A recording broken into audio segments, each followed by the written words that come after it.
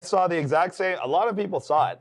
There was a UN document. This is common knowledge, and it basically outlined the lockdowns, and they just gave it to each country and allowed each country to tweak it for their own people, to make it more palpable for their people, and to give the impression that it wasn't an international document disseminated to all countries to make it people think that every country made up their own rules. No, no, no, no, no.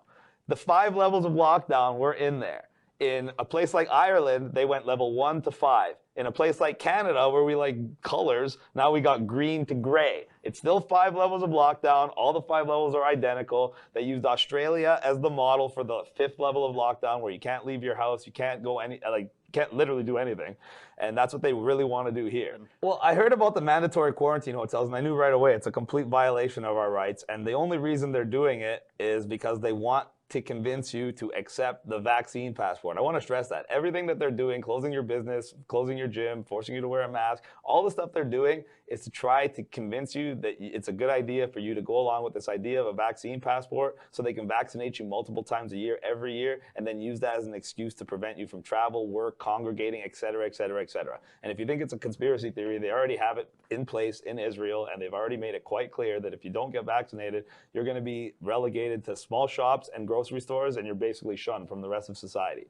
And that's what they want. They want a complete medical tyranny on you. Once you give in to medical tyranny and you do not have bodily autonomy, and they can literally forcibly inject you with whatever they want as a pretense for you to live your life, are you free?